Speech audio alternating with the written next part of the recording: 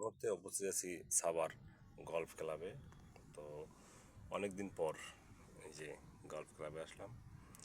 তো যেটা ভাবছেন আমি আসলে কিন্তু ওই ধরনের না, আর ওগুলোর বিরুদ্ধে থাকি সবসময়ের জন্য। সেটা হয়তো আমার ভিডিও যারা দেখছেন, এবং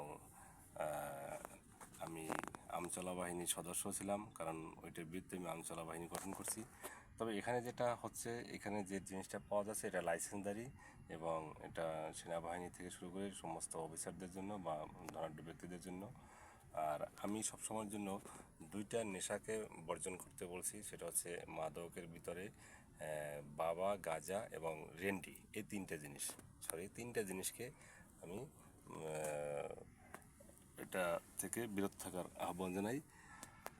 আর আমার দ্বারা আজও অবধি হয়তো কোনো জিনিস স্পর্শ আমি তেমনভাবে করিনি। হয়তো সব জিনিস দেখেছি আমি, যেহেতু আমি পাবলিক ফাংশনে চলি, আমার বিজনেস, নানান ধরনের লোকে আমার সাথে চলাফেরা করে এই 64 জেলার ভিতরে।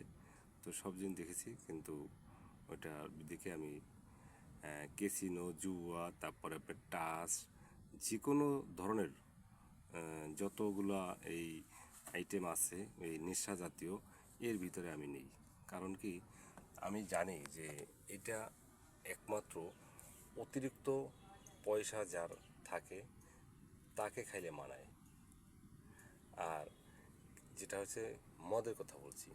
আর যদি ইয়াবা বা গাঁজা বা রেন্ডি এগুলা যদি কোটিপতি ছেলেও খায়, আমি মনে করি ও হিরোইনচি, কারণ ওটা শেষ সীমানা হিরোইনচি।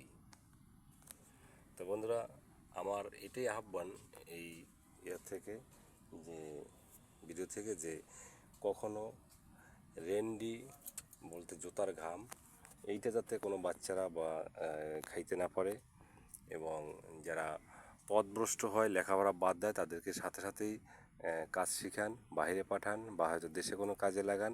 বেকার ঘুরতে দেবেন না, কারণ ও ঘুরছে তো খারাপ হচ্ছে, আর ও তো খারাপ হয়ে গেছে, কিন্তু আরেকজনকে খারাপ বানাবে। অতএব এটা দিকে লক্ষ্য রাখবেন।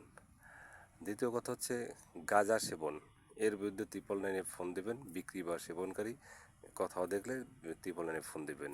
ইয়াবা বিক্রেতা বা ক্রেতা দেখা মাত্র বা জানা সত্ত্বে যদি কোথাও থাকে আশেপাশে, আপনি গুঞ্জন শোনেন যে হ্যাঁ শিওর 100%, অবশ্যই আপনি 999-এ ফোন দেবেন। খোদা হাফেজ।